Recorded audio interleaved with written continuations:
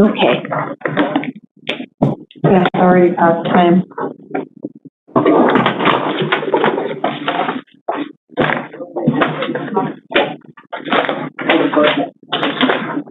Okay. Okay.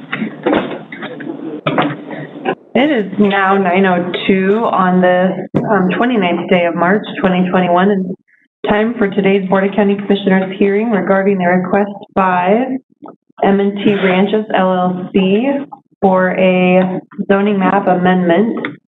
This is case number RZ 2018-0036. This request also includes a subdivision approval for a preliminary plat, case number SC 2018-0031. My name is Carrie Smith, and joining me today are Commissioners Pam White and Leslie Van Beek. Also present is Monica Reeves, our Deputy Clerk, and Development Services Planner, Dan Lister. This hearing is being conducted both in person and using WebEx. Unless, I'm going to skip the WebEx part and I will come back to it if people do get on WebEx. Otherwise, we're going to spend a whole bunch of time going through that. The chairman, which is myself, will maintain order by restricting inappropriate discussion or disorderly conduct today. And I'm going to take a short time to explain to you the procedures we must follow under the Canyon County Code of Ordinances 070503. The applicant who requested the hearing or their representative will testify first, since the applicant has the burden of proof. Testimony will then be given from those in favor of the applicant, followed by the witnesses who have signed to testify as neutral, and then those in opposition. The person making the request or their representative will be allowed 10 minutes for their presentation. If a spokesperson for the opposition has been designated, they will also be given 10 minutes. The board may make exceptions for unique and unusual circumstances and complex issues. All other individuals testifying will be allowed 3 minutes of non-repetitive testimony. When testimony in opposition is concluded, the applicant will be permitted 5 minutes for rebuttal testimony if necessary. If you refer to an exhibit or computer projection, please use specific verbal descriptions such as an exhibit number, location, or direction so that a transcript can be made for review if necessary. At this time, I will read the list of attendees. We still don't have anyone on WebEx. And Monica will administer the oath or affirmation to staff and those wishing to testify. So in favor, and the representative, Penelope Constantikis? Okay, got it. Thank you. And then in neutral, I have Clint Davison. Monica will administer the oath. Dan Lister, Penelope Constantikis, Clint Davison, do you swear or affirm the testimony you give will be the truth, the whole truth, nothing but the truth? So help you God? I do. Okay, thank you. Before we begin taking testimony, is there any member of the board who, for reasons of conflict of interest, requests to be excused from participating in this item? No, thank you, Madam Chair. Yes. No. Are there any declarations pertaining to this request of meeting, such as site reviews or conversations outside of the hearing? Well, thank you, Madam Chair. Yeah. No, for me as well. We will now begin taking evidence by calling upon Development Services staff to present the staff summary and any late exhibits. Thank you, Madam Chair and Commissioners. Dan Lister for Canyon County Development Services. Before you today is a request by M&T Ranches. 2 items. The first one is a zoning map amendment to rezone the property you see on the screen, which is approximately 40 acres from agricultural to an R1 zone. And then second is the preliminary plat with irrigation and drainage plan for Country Stage Ranches, which is a 30-lot subdivision. So going through this property was created by a land division that was subsequently divided without county approval. So it currently does not have any building permits available, and it's currently used as farm ground. So looking at the screen, as you can see, the property is surrounded by much smaller lots that are currently zoned agricultural, but it's surrounded by other zones that are very similar to what is being requested.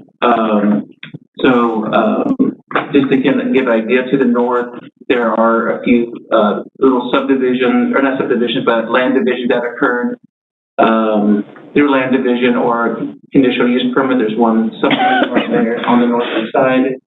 To the south is Fieldstone Estate subdivision, which is zone agricultural, but was approved in 2007 and has 9 lots with an average lot size of 2 acres. To the west is a vacant 20-acre property. That was the division from this property that was taken without administrative land division or approval. And then to the west is approximately 11 properties that were 20 acres that have been divided up either through land division or conditional use permit at the time with an average lot size of 1.81 acres.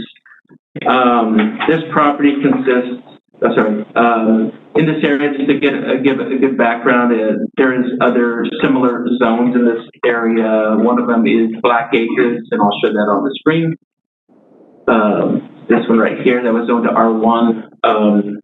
That one was approved with 26 lots with half-acre lot sizes. That was granted because they have an agreement with the city to bring city sewer water to that site. So that one, so city sewer water is located at that site of their cemetery and Purple Sage. Other approvals include Barnett, which is not shown on the screen. It's further up on Emmett Road. Mortensen, that's over by the school, that was approved by the board in 2019 to an R1 zone. McLaughlin, that was recently approved. I'll show that on the screen real quick too, right there. To rezone for a rezone to R1, and it became Del Rosario Estates number 2. And then Tapestry, which is right here on the screen, which is a 60-lot subdivision. It was rezoned in 2018. So there is plenty of R1 zones within the general location. Our future land use plan shows this to be residential. This is commensurate with the city of Middleton's plan, which is also shown in this area to support residential growth. Within the area, there are 31 subdivisions within a 1-mile radius. That equals to 838 lots with an average lot size of 0.86.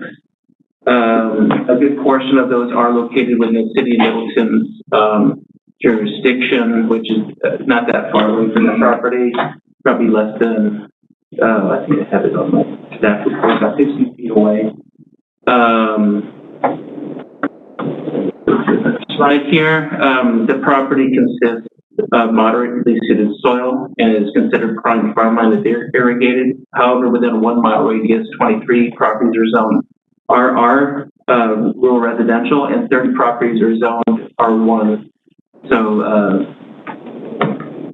being located within that area, it shows that this area is a residential growth area. On the map, too, shows the TAZ map, the traffic analysis zone, also showing in green in this area, which is showing a household growth of 151 to 250 houses from now to 2040. And it's surrounded by other colored areas where they're showing, forecasting a growth of residential uses in that area. So it is in an area where it's been identified for residential growth. As stated, this project this request also includes a subdivision. So Country Stage Ranch, which is a 40-acre lot that will be divided into 30 residential lots with a 1.15-acre average lot size. This property has frontage along Purple Sage, a minor arterial. However, access will not, none of the lots would have direct access to Purple Sage. It would be provided by internal public roads with sub-roads to the south and to the west. Water will be provided by individual domestic wells, sewer, individual septic systems. Irrigation, the property has water rights from Black Canyon Irrigation District. Water rights will be distributed to each lot and supplied via a pressurized irrigation system and lines. Stormwater retention ponds are proposed throughout the subdivision. on lots 1, block 3, and lot 1, 2, and 3, block 1, as shown on the screen. Comments. So we did receive comments from agencies. Canyon Highway District stated in their letter that TIS traffic impact study is not required for this application. Right-of-way dedication and frontage and internal road improvements would be required prior to final plat approval. Southwest District Health reviewed their NP study and SER and found it to be adequate. DEQ stated that an NPDES permit may be required, and that preventative and control recommendations have been provided by DEQ and applied as conditions of the plat. Black Canyon Irrigation District mentioned in their brief comments that piping and rerouting of the lateral would be required. The applicant does not have any concerns or opposition to that. Bureau of Reclamation shows that there's a 50-foot lateral easement. The original plat that was provided showed a 25-foot. It has been amended, so your findings, facts, and conclusions of law, as well as the plat provided, has the updated easements required by the Bureau of Reclamation. We did receive public comments.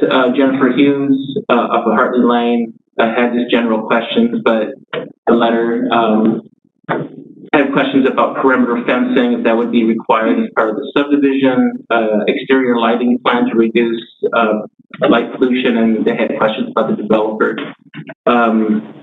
The Alameda and Carson family, also off of Hartley Lane, just have some concerns. There's nitrate issues in this area, so it's a high nitrate priority. Nitrate priority area. However, they did their NP study, and the Southwest District Health found it to be adequate. Lots adjacent to the property, they're concerned that it should transition from larger lots to smaller lots as they go away from Hartley Lane. However, when staff reviewed that, the lot sizes seem to be commensurate with what has been approved with Tapestry and some of the other subdivisions within that area. And it appears that some of the lots are larger towards that eastern boundary and then grow smaller as they go to the west.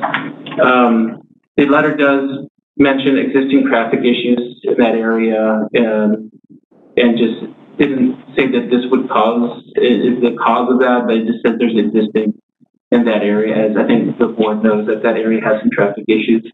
And then again, a question about how it plans to reduce light pollution, maybe through CCNRs, and that's kind of a recommended condition.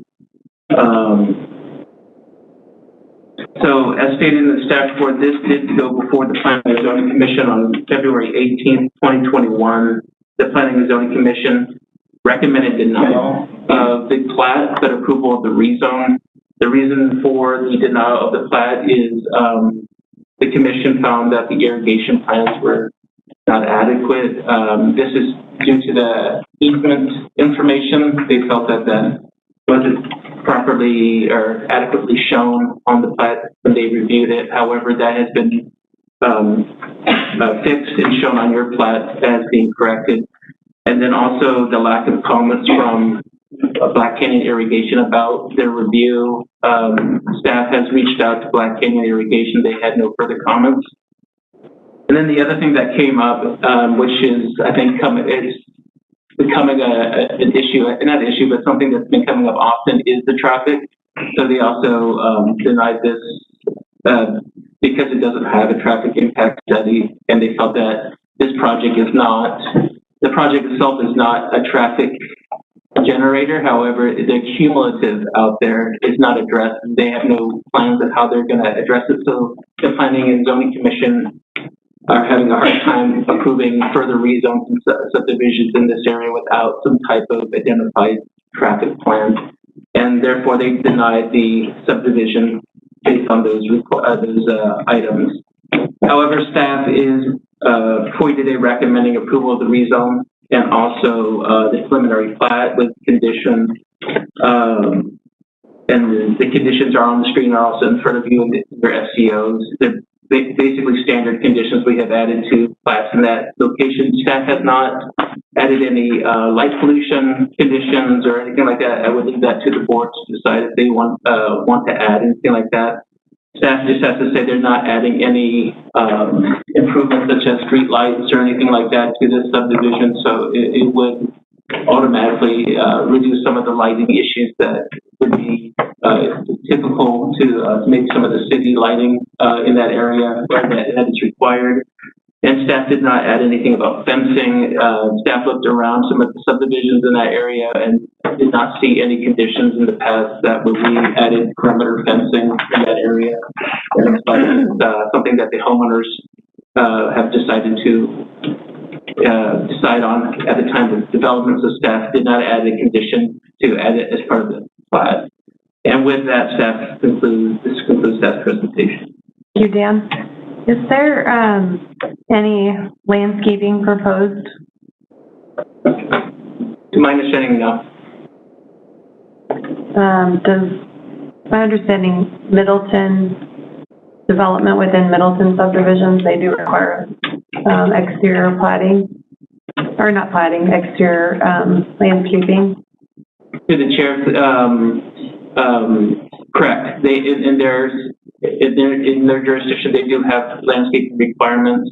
The city did not comment on this or this application and did not ask for any added conditions that would match the city. Impact area agreement, does it have tie back to all of our subdivision ordinance? Correct. So like Nampa and Caldwell, they have more provisions where we can follow their ordinance. Middleton does not have anything like that. It's just a review and they comment. That's basically it. In between planners right now, so I think that's probably part of the lack of response. I believe so. Any questions? Commissioner Van Beek? Thank you. And how far is this? Maybe you could help me. Is the bearing from Middleton High School? So Middleton High School is on Emmett Road, and this is north of that, off of. Right, and I'm going to try to find it for you. I don't think I show it on any of my. Try to see if I can find it. So it's, let me use a different screen here. Okay. It's down here, so you can start seeing where the city's jurisdiction is right here. And I'll point it on. If it works here, hold on. Okay. So I'm gonna use this one on the side here. So there's the city's jurisdiction right there. That's where the school starts. And then, and then there's, right here would be where Mortensen and Faison is. Okay, so Willis Lane is right there in front of the Cowboy Lane. So you go Cowboy Lane, and that next one down is Willis. If you looked at Exhibit 5C, for the record, it's what you're looking at on the screen, but you can see a larger area. It's further down. It's a lot further down than what's shown there. Oh, I see. Yeah. So, yeah. Thank you for that. 5C, the gray with the lines through it, that's all city. Okay. And for the record, I'm familiar with that area. Those subdivisions are landscaped beautifully on the outside of, the exterior landscaping on them is a great entry into those areas. Yeah. Madam Chair, I have several more questions. Thank you. I'm confused because it's stated in here that there's no access, no direct access off of Purple Sage, and it appears that there's a buffer on the west side between this property, the west boundary, and Emmett Road, and then the east boundary and Hartley Lane, and then there's, on three sides, it appears that there's bounded by property. So I heard you say that there's internal roads, and I have some questions about that.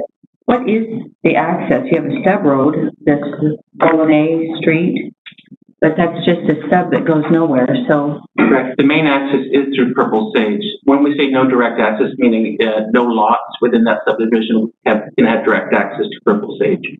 But the main entry and exit of or egress of the subdivision would be through Purple Sage. Okay, and I see that up there on the northeastern corner there. Sorry about that. I also had a question about the curbs listed on the interior roads there. Lot 9 and Lot 20 didn't meet the standard in part of that. Did they bring that up? You've given us some information this morning on a preliminary plat, but I have not had a chance to read to see if that was rectified. I would have to find that, and I can look for that. There's no lots 9 or 20 in the subdivision. Then I will have to figure out what that was. Through the record, this has been reviewed by our engineer and surveyor, and they did not find any problems with curve data or anything like that. Okay, so Dan, if you go to Exhibit 2, page 11 of 16, it's talking about the internal street improvements, internal roadways, horizontal curves, and amendments that allow a radius 200 feet for 25 mile an hour at 9 feet. Submitted plat shows 60-foot radius curves at C9. So, I'm sorry, I've identified that incorrectly. It's C9 and C20, which do not meet this standard. C9, so curve 9 and curve 20, got it. Sorry. Yeah. And these are conditions, so this is one of the conditions of approval that they have to meet Canyon Highway District 4's requirements, which is, a lot of this is stated in the record, or in their letter. And so at the end, they do provide, at time of final plat, they have to provide evidence that they have met those requirements, and Canyon Highway District won't sign off. Staff, when we reviewed this, did not see that any of the corrections or amendments would change the lot sizes to where they can't be built upon or not meet lot size requirements or setbacks. So staff felt that this is fine as a condition of approval and not have to be something that has to be dealt with at the preliminary plat stage. Okay, and then on the frontage improvements, which is the paragraph right above that, still Exhibit 2, page 11, it's Canyon Highway District, this is their letter, and they've provided input that there's no other funding mechanism to meet their requirements. And so has the developer agreed to what those 3 bullet points are there? Is that a question for them when they're done? Yes, but my understanding is that they've read this letter and they've agreed to it. Okay, and then I have a question just on the external dynamics. I'm familiar with this area. We have friends/relatives that live out here, but it's a little bit south of this property, and so they live on 10 acres, and I hear what you're saying, that there's kind of a mix out there, but even on the west side of Emmett Road, those are a little bit larger, they're older, they're hobby farms. That was, the letter submitted by Jennifer Almeida indicated that a lot of those ones were approved before that 1979 marker in there. And so what I read between the lines is that there wouldn't be an objection if this was a larger lot proposal. And even on 4th Street there, and that goes around in the circle, all those abutted one next to the other. There's 1, 2, 3, 4, 5, 6, 8 properties in there. And I guess I'm just asking if that's standard to have them back to back on the backyards like that, or if there would be some type of road that would make that more, I guess, design friendly, or it looks very crowded, like we're packing as much in there as we can. And so to that, I would find support for the first letter that this is not, it's still kind of rural out here. You head north towards Gem County. Correct, and through the chair, just to try to answer that, so there is concerns, and we've seen those concerns that this is still rural and should maintain a rural lot size is 2 acres, and I think what you brought up against the property lines is more of maybe a buffer of some sort. However, again, I'm just looking at the recent approvals of this area. We have Black Acres, which have half-acre lots that have been approved for city services. Down to the south, we have Tapestry and the expansion of Del Rosario Estates, where we've allowed R1 zoning and these 1 acre type lot sizes. And again, staff can look at it as a way that it's really next to the city's jurisdiction, so it's more commensurate with smaller lot sizes. And as you pull away, it needs to be larger lot sizes. So there's probably a review in that. However, in that area, especially off of Emmett Road, there's Good Chupa Lane and things like that, our subdivision where we've approved these larger or smaller lot sizes in that area. So, I mean, there is definitely a review. It's still agriculture around it, and there are larger lot sizes. However, even Miss Almeida's letter saying next to Hartley Lane, there's some larger lot sizes, and that is true. But up against Hartley Lane, they're less than an acre in size. So it's all over. In that area, there's a lot of different lot sizes within that area where this could be commensurate with that.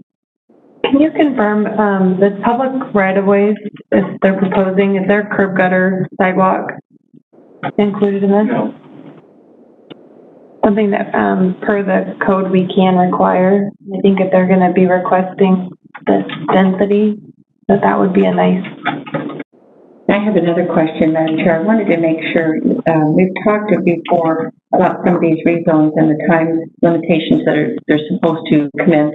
I wanted to verify that the Hopkins rezone 20818-0014 and the Tapestry PH 2017-70, those are actively being built, or they're meeting their time deadlines, is that right? Yeah, it's the subdivisions have been approved, so they're just building now. They have Okay. to pull them off and Okay. And I just wanted to add to the record real quick. During the P&Z testimony, there was a comment from Mr. Black of Blackacres Estates, and his concern is they had to connect to city services to get the density they wanted, which is half acres, and in the record, you did say they should be able to do the same. They should be able to pull that service, which is at the corner of little west of the corner of Purple Sage and Cemetery, and bring it to that site and be able to provide those services.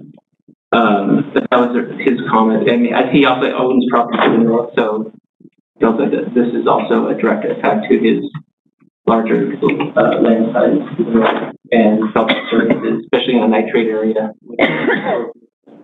for individuals, wells and stuff.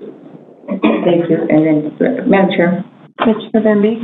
is there anything in there where you're getting 30 lots on 40 acres? Do they put green space in there anymore for places, or no? I think, through the chair, in this case, I think they're trying to maximize the amount of lots they can get with that, the 1 acre lot size. So there isn't, as you can see, that was one of the concerns about the PNZ, from the PNZ too, there's no common area. Usually there's a common space for the easements and things like that to be maintained within. This just shows easements for those drainage areas. So there is not a common area for green space as part of this proposal. And typically, if they're 1 acre lots, people on 1 acre lots normally don't share spaces. Yeah. I guess I do.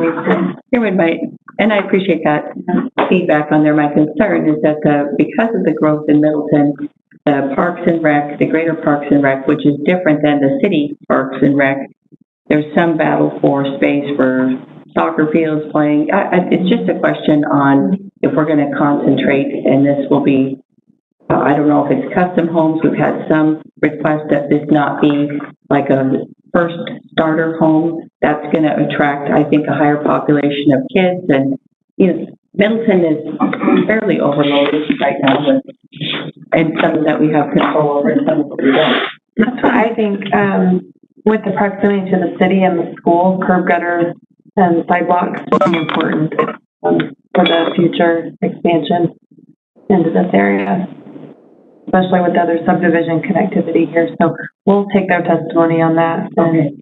Good thoughts. Thank you for that.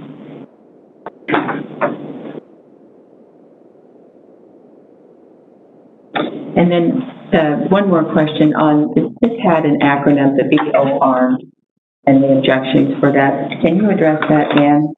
Bureau of Reclamation? Okay. Yeah, and I believe they've addressed those concerns that the Planning and Zoning Commission initially denied before, which is better information or more accurate information of the easement size of those lateral And I think this is my last question, but in 2018, this was denied. And the reasons for denial on that, Dan, were they just because it was so rural? And then if you could address, there's an exhibit 3-4, which is from the applicant. It's the Riley Planning Services, but they list the ranches subdivision rezone. It says subject site 40A rezone to RR, so there's some conflicting information on there for the ranches subdivision rezone to R1. So I understand the request is an R1, but I really have two parts in there. The original denial back in 2018, and then just clarification on that map from the planning services, Riley Planning Services, so that it's reading that correctly. Staff is unaware of any previous decision on this application. This came in 2018, incomplete, and it sat in our office for a very long time because of the lack of review by Southwest District Health and some other matters. I was not the planner at the time. I took this over when they did submit a complete application, which took a long time. So there wasn't, staff does not know of any hearings that this went through in 2018. Okay, thank you. I think that is what I'm referencing. And then you do see this exhibit 3-4, which is part of the exhibit 3, page 4. I think is what that is. It shows in our zones that are, yeah, so I think it's just labeled. Okay. Yeah. Can you confirm, is this a conditional rezone or is it a straight rezone application? It is a straight rezone application.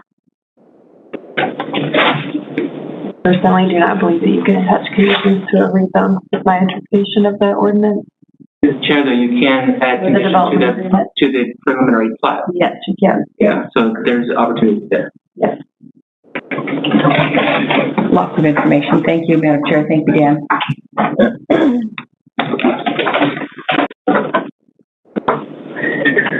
Okay. Are we good? Thank you. Thank you. Thank you, Dan. All right. There were no late exhibits, correct? So, staff provided some of the newer drawings, and we can call it, it's just the SBO staff amended, just have that information. So we can call it, number 11, just provides, 11 will just provides SCOs with the, revised preliminary plat and irrigation plan. Okay.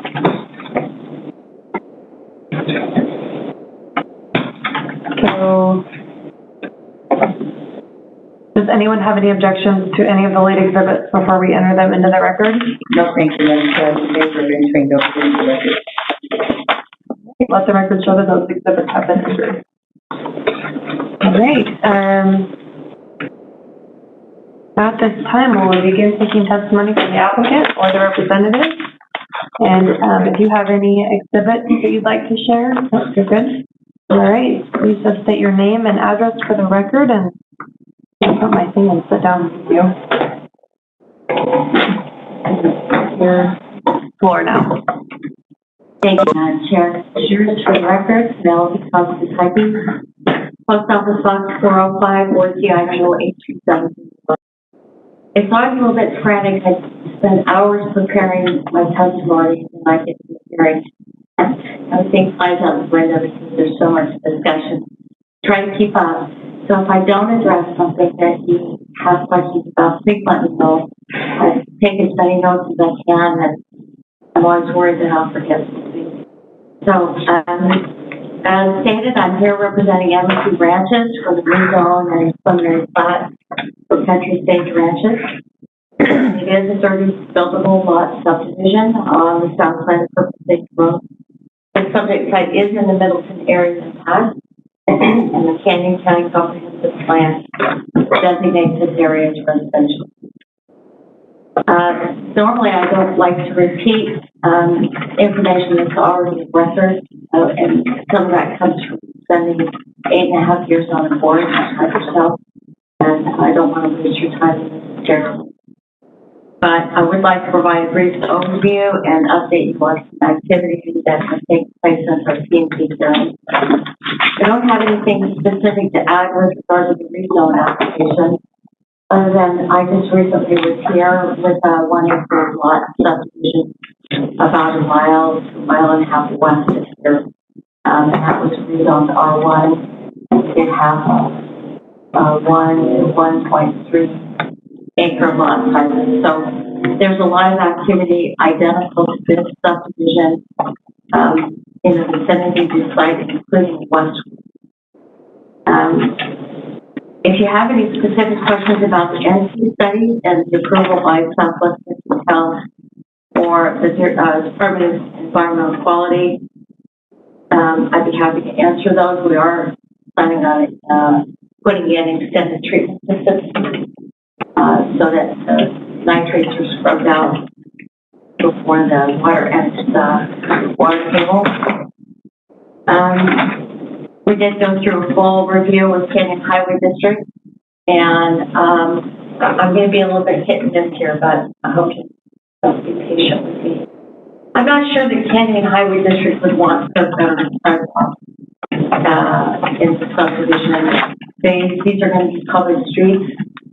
So if there are curbside sidewalks installed, then it becomes the responsibility of the highway district to maintain and repair those items if they would be in the right of way.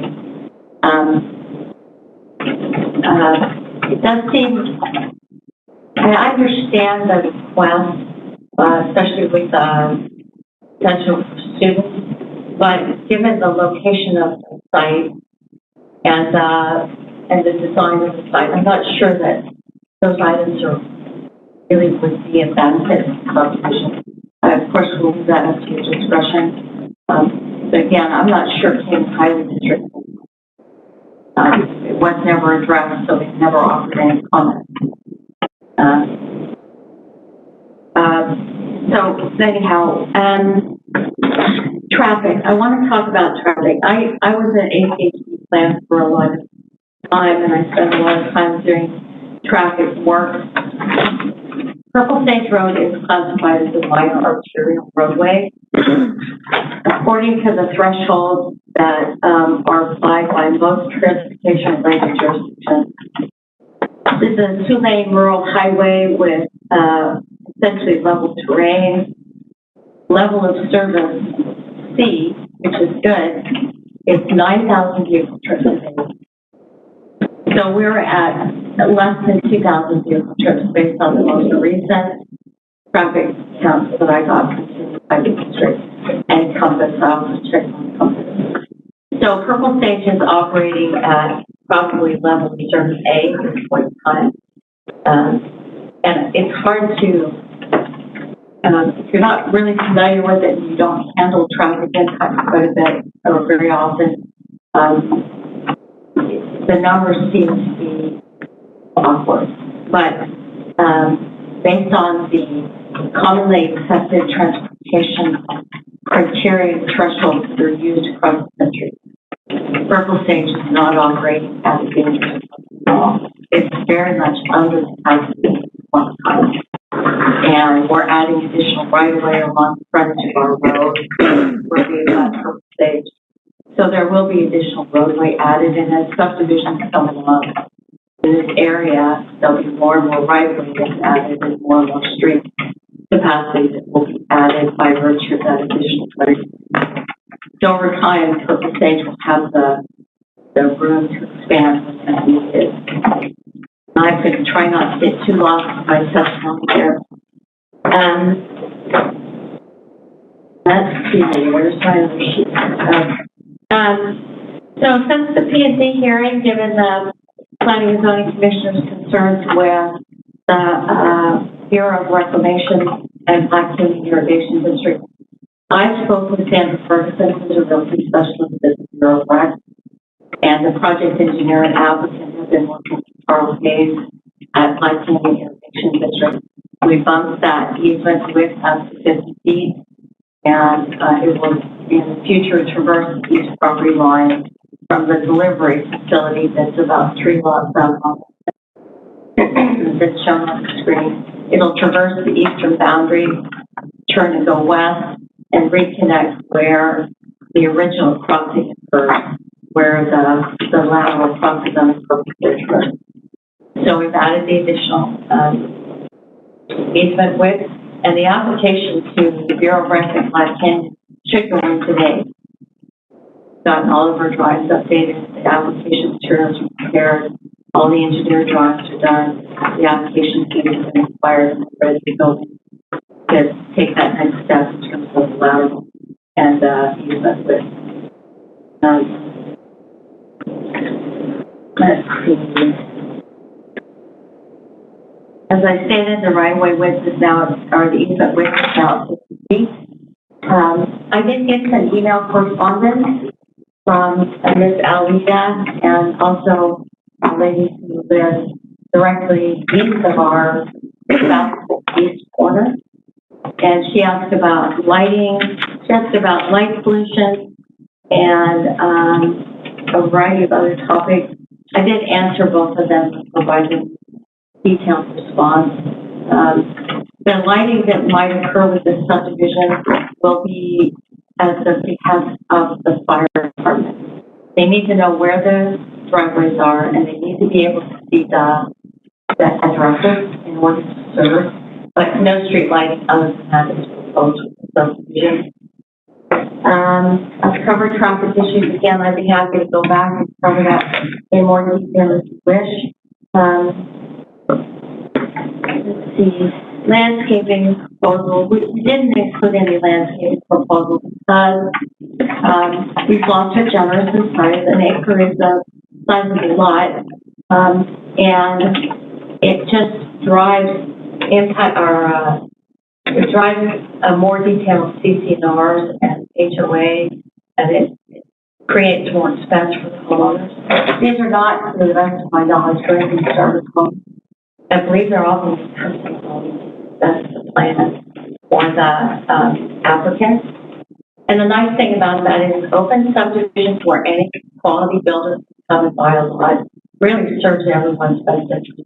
Because you get more competition, it supports the local construction industry. So I think it's very important. There are a lot of very good quality builders in the Treasure Valley who have a terrible time finding buildable lots. They have people that want homes, they can't buy a lot. So with an open subdivision, anyone is welcome, provided they're a quality builder.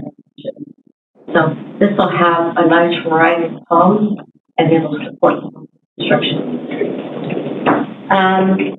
Those curve radiuses that you brought up with regard to the two locations in the subdivision, as a function of the final plan, those will be addressed. And we're happy to do whatever those need to be all suitable for their equipment to get through and around the corners, as well as serving fire department services. So if we have an inappropriate or a radius that's not quite right, we'll get that fixed. As Dan stipulated, there's so much variety in lot sizes in this vicinity, and that also is a benefit, not just for Canyon County, but also to the city. Because when you have a variety of lot sizes, then you have a variety of buyers. There's people that want to live north of Middleton, have some different lot sizes to choose from. I did look at the lot sizes immediately east of us. That's me. Do I need to stop now? You can finish that. Thank you. We have lot sizes as small as 26 acres immediately to the east of us. So with that, I will stop. Please ask any questions. Commissioner White? Purple Sage is a minor arterial. Correct. When was that designation made? The standard protocol across the Treasure Valley is any section line road is immediately given a minor arterial classification. So it's probably been a minor arterial since I was incumbent. Okay. There's just been so many homes and subdivisions added along there. That's a hugely popular. Some areas of it are not safest either. There are some intersections there. Will the subdivision have CC&Rs? I'm sorry, if you said that, I didn't pick I it up. believe so, limited ones, and they'll have to do with, just making sure that, we don't have junk in the yards and the people are not parking RVs out on the street and living there. We do have some stormwater that needs to be maintained, Mm-hmm. and there are two sub-streets that we provided, one to the west and one to the south, and those, areas, one of them will be, I believe, paved, but one of them will not. The HOA just helps make sure that that area doesn't get taken up with some barn, because they don't understand that it's right away. So, And then who will maintain them? well, the HOA will probably just police any sub-streets that have been approved to make sure they don't get approached. Okay. If you are looking at Exhibit 5B, which is also on the screen on the left, you said that immediately adjacent there were parcels that were .69. Yes, ma'am. If you would allow me to get up and walk over, I'll show you. We can give you a pointer, like. I'm gonna have to get my sunglasses because I can't see that far. Okay. Okay. And let's see. It's not, so right where the P is, up and down here along Hartley, you can see where I'm locating those. On the north side of Purple Sage, just above the area that I indicated, we have a 1.06 acre lot and 1.08. Then on the south side of Purple Sage Road, immediately adjacent to Hartley, I'm going to just go down 1.0, 1.63, 1.63, 1.26, 1.06, and 1.07. So I've identified all the lot areas right on in my handshake. Okay, it happens. So they're plus 1 acre, but not .69. 0.63, there are two that are 40% smaller. And then there was, in association with the lot sizes, and I don't want to blind. If you just push the end of that, it'll turn it off. There. Thank you. There was some discussion about the extension of sewer and water. So, extending sewer and water is very expensive. In order to extend sewer and water to this site, we would have to double the lot. One of the interesting things about lot sizes is that if you have a subdivision with 1 acre, you can run sewer through it. There's enough density to support a sewer system. If you get up into 1.5 to 2 acre lots, there's not enough pressure in the system to support it. So at 1 acre lots, if the city of Middleton sewer and water, especially sewer, gets this location, it can be converted to municipal service. If the lots are any bigger than that, you end up having to back truck out a couple times a year. So, and not everyone wants to live on a half an acre. Trying to find a nice medium ground between what's around us, what the demand is, what's available. There are small lots available in this area. This provides more variety to what's available. Madam Chair. Commissioner Bamby, one of the things that you touched on was the cost, which you've identified as prohibitive on larger lot sizes. Between that and your the system that you plan to put in to treat your nitrate priority.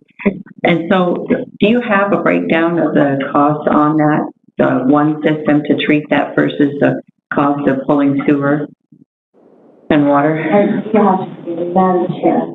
Sure, I have not been following protocol. I apologize. The last time I checked on what it comes to the sewer, it's $70 a linear foot. We're about 1,800, I think we're a third of a mile maybe or greater from where it is currently. Perhaps Dan can answer that.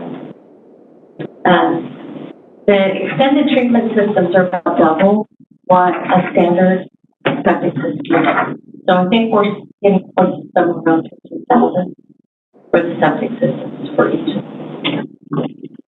Okay, and so what I heard you say is $70 a linear foot. And you have, That's the last time I checked. and I multiplied that, but assuming it was 1,600, I think that's what I saw in the report. 2,600. It's 2,600? Yeah, I show it on the map there in green, where it currently is and how far they would have. Okay, so that's $182,000, and you've indicated that the nitrate priority system is double what it is for a standard septic system, and it's, tell me the price again. Well, again, the last time I checked, because I don't handle construction, I think the standard septic is somewhere between 5,000 and 8,000. So, we're somewhere between 10,000 and 15,000 for the extended treatment system. But that becomes a buyer cost, not a structure development. And I appreciate that. So if I used 15,000 for 30 lots, that's 450,000. I understand you're going to pass that cost on. So I am just looking at the numbers and what that looks like, because could you not also pass that on? And I'm just looking at the sake of a well-rounded argument and people that have written in and said, we'd like to see them connect to city services. So on a cost passed on, I'm assuming that you would do that. Those numbers, it would be cheaper to pull the sewer and the water. Madam Chair, Commissioner, we did want to offer one more consideration with regard to extending services. Sewer systems work best when they're looped, and that's especially true for domestic water. But again, you have to take into consideration how systems work, and until there would be more demand for sewer and water in the vicinity, I'm not sure how well that would work for municipal services, especially I don't specialize in sewer lines. Okay. But there will be, as time goes on, additional demand for subdivisions in this area. I know that the parcel crew wants to is interested in development also. It's a client of mine from a different jurisdiction. Okay. Madam Chair. Commissioner Lemke, and I'm interested in your background with ACHD, so it'll be a good question to ask. I think what people are worried about is the cumulative effect. I heard you say that Purple Sage is underutilized in this traffic grid. We had a presentation by Canyon Highway District 4, and they've labeled a lot of these roadways out there at a D. So standard, going below what's acceptable in terms of load and things like that. So my question really has to do with if there's a person that's interested in developing the property in between Emmett Road and the west boundary of your proposal today, what's the chance that there could be a roundabout put in there at Purple Sage and Emmett Highway? There's a cross right there right now, which Commissioner White alluded to. That, I believe, represents, where an entire family was killed on that corner. So it is a well-traveled corner. It's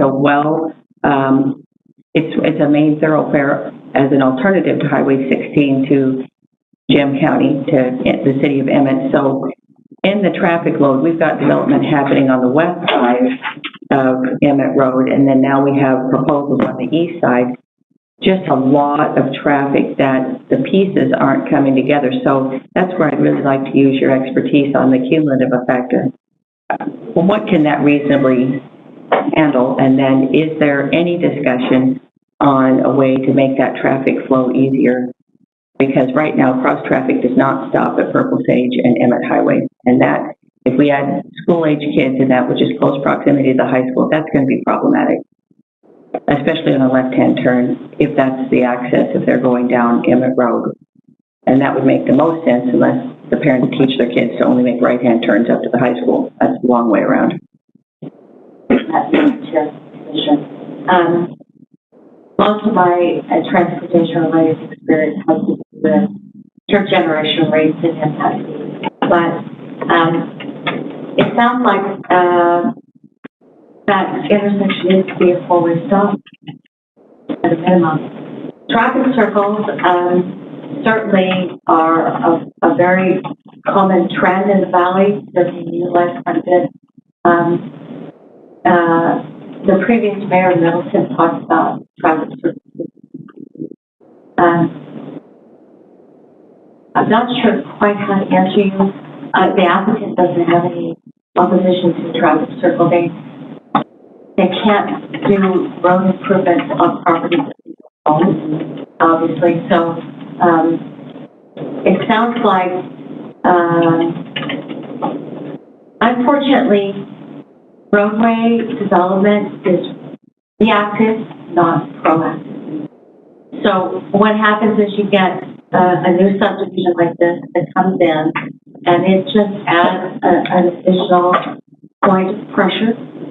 And it's those points of pressure that move the system forward to have things like traffic circles. Without the development occurring, this doesn't seem to happen. The property owner at the corner there, the southeast corner, at some point in time, he will want to develop, and that will be when the highway district requires additional right-of-way that's needed for traffic circle at that location. That's generally what will happen is, unless Canyon Highway District goes in and uses eminent domain, and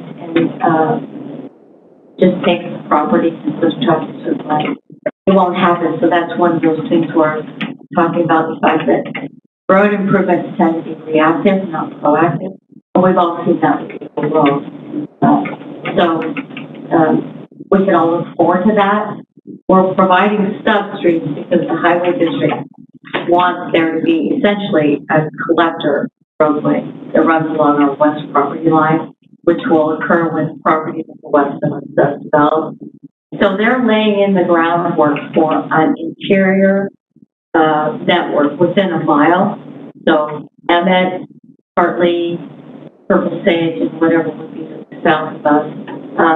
That's the steps that you take if you add connectivity to parcels adjacent. We built this local road network that collects traffic and gets it to interior roadways. One of the reasons that we have the design of the subdivision is to limit the amount of access to Purple Stage and it's very small. Thank you for that. I have another question, Madam Chair. Two more questions. Okay. Thank you. How much lot space will curb gutter sidewalks? Do you have any feel for that in your work as a representative for an applicant, what that would take up? Well, the Canyon Highway District, if I am correct, if I'm remembering, is requesting a 60-foot right-of-way for roads, which is anywhere between 10 and 12 feet more than what Ada County would require for local streets. And we have 2 travel lanes, so let's just say for the sake of argument that the actual paved surface would be 30 feet. That's 2 15-foot wide travel lanes. Okay. And then a curve takes up 6 inches. A gutter takes up a foot, so we have 18 inches of gutter. And then a standard plywood width is around 5 feet, 5 to 7 feet. So it would be 6.5 feet, so take 30 plus 12. So basically, street improvements would hypothetically consume 42 feet of that of right of way. Is that answering your question? Kind of. I guess I'm looking at this, and with the amount of development that's happening in Middleton, part of what's referenced in here is Mortensen property, which is directly across west of Emmett High School. That came before the board as a 1 acre property development, which was approved, and now the deed of trust this property's been sold, and it's going to potentially be annexed into the city, so really high density right there with some concerns, I think, 1/4 acre lots. And so, again, there's going to be a compounded traffic impact to that. I know there's correspondence in this file that you've indicated this wouldn't be like a Corey Barton, which I think would be totally incompatible with this area. But I guess maybe that's a question. I don't know if you're speaking for the applicant or if the applicant is speaking for himself. But in a lot of these deals, like what happened in 2008, there's acquisition of property and then a flip of the property because of the escalating land prices. That changes the dynamics of what this board approved and then what the surrounding neighbors are expecting based on the decisions that came forward. So I don't know.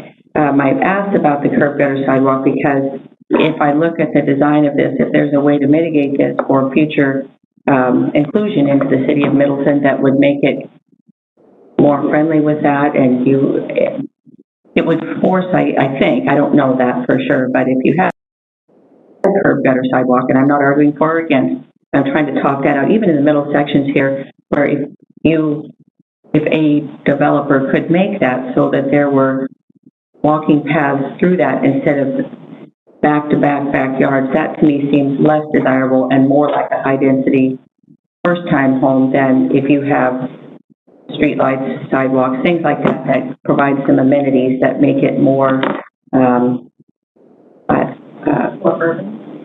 it just makes it feel a little bit less like, I'm struggling for the right thing to know what to say. I know that I've seen subdivisions in the past that don't necessarily have a true curb gutter sidewalk, but they do have a path system through it, especially where it's 1 acre lots and they would have animals possibly on there. Having a path system through it could be a nice rural amenity. And then can you clarify on exhibit 6A from Canyon Highway District? They're asking for an 8-foot asphalt pathway within Purple Page right-of-way.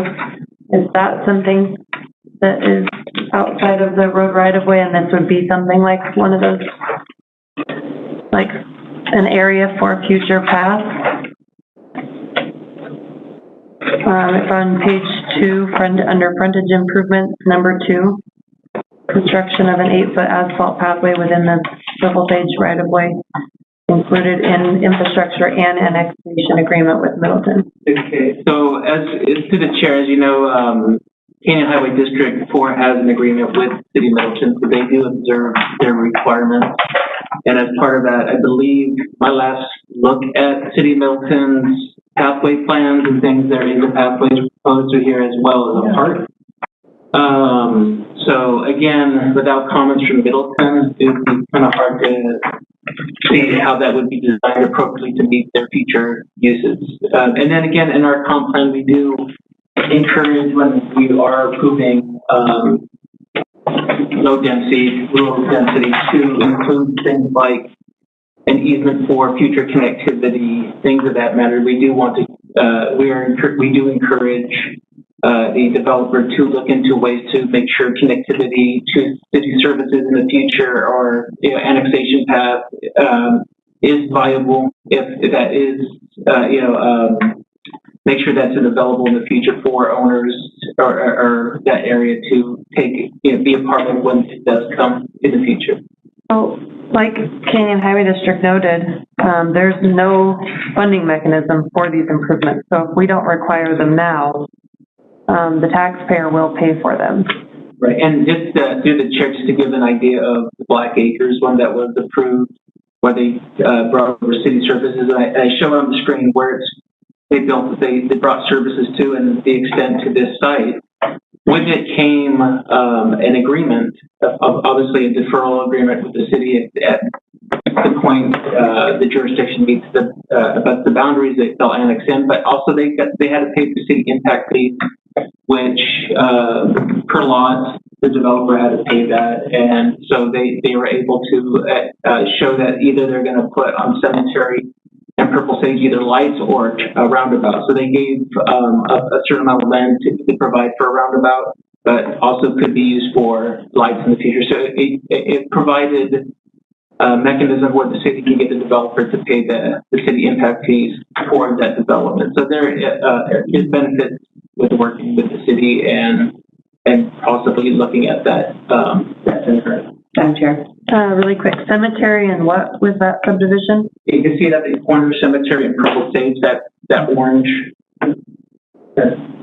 area. So that is a half-acre lots owned by the Black family, and they had an agreement with the city to bring. They brought city services. They're already on the front. So, but yeah, so they're still working on this preliminary plat, but they've already submitted the final plat for 15 months. But yeah, they brought city services there, and they have an agreement with the city, and part of that was the city impact. Okay. And Madam Chair, I just wanted clarification. So I was going west where I was supposed to, this was going east. You said cemetery and Purple Sage. There would be a roundabout there. They had to pay their fees for that development of some type of traffic system, whether that is lighting or a roundabout, but they provided lands as well as. And I'm sorry, that's where that Coleman Home subdivision is really exploding in there. Is that correct? I believe that's I'm not much. Okay, no problem. Thank you. Yes, I'd like to take that clarification. Sure.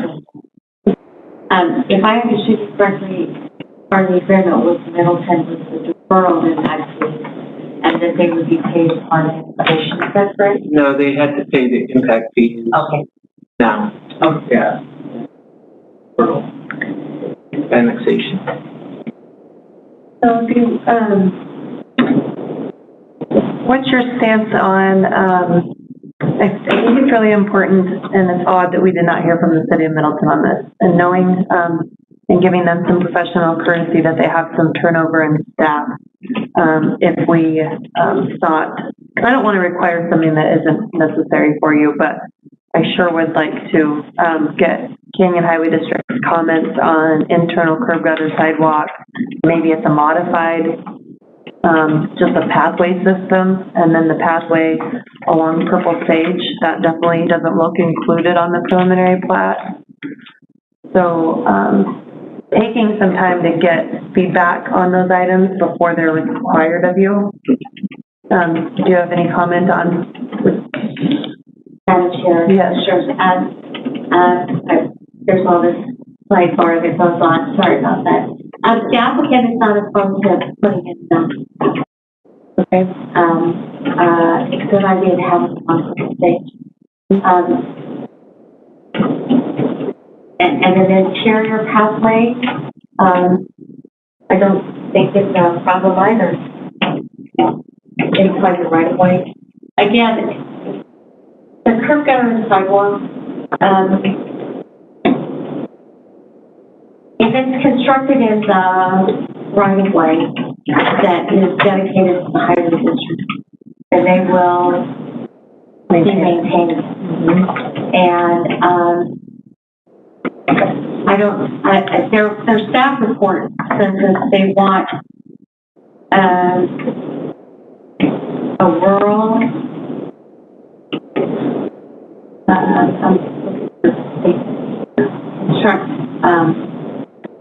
they're asking no curb gutter and sidewalk required with this. They're asking for a rural road section.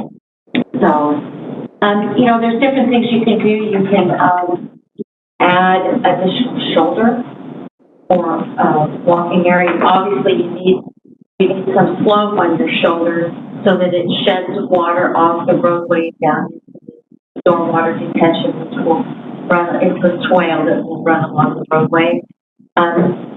Curb gutter and sidewalk will drive a lot more stormwater detention. That's the other problem. The curb gutter and sidewalk generate runoff.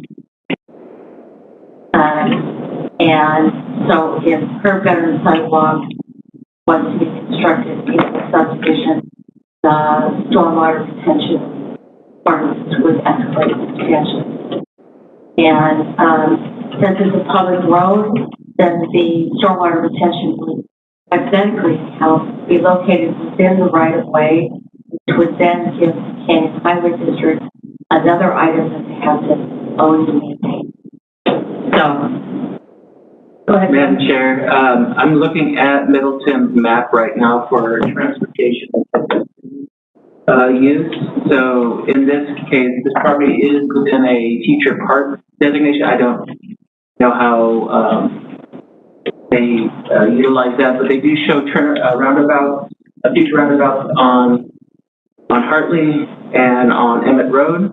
They also identify that this property, I don't see a designation for that type of pedestrian pathing or path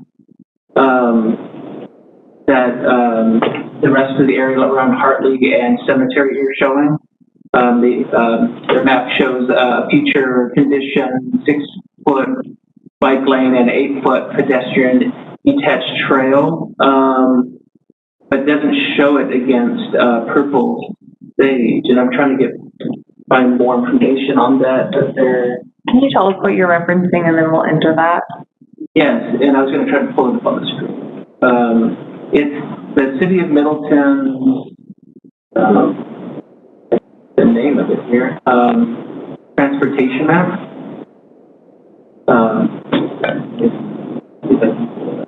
The Transportation School and Recreation map. Part-time. Again, this might be something where we would want to reach out to the city and for them to clarify their needs in this area. Staff, again, is looking at this, and I see pathway requirements along Cemetery in Hartley, but I don't see it bypassing this, bisecting this property or being shown along Purple Sage. So, and there is, south of this property, curb gutter sidewalk That's what I was, with pathways. I think so. So if there's no additional, I'd like to enter that into the record. And then if there's no additional questions for the applicant at this time, let's finish public testimony. And then have some additional discussion. Madam Chair? Yes, Commissioner Van Beek? I just have one I'm hearing, continuing the hearing. Is that what I'm hearing? Am I hearing that? Yep. That you want to continue here? Where am I? I just, that's fine. But I thought I was hearing that. I want to make sure. Yep. It was, okay. And then Commissioner Van Beek, did you have another question? It's for Dan. I have in your Thank you, expertise, Dan. Hudson Tyke. There, I got it. Thank you. Thank you, Madam Chair.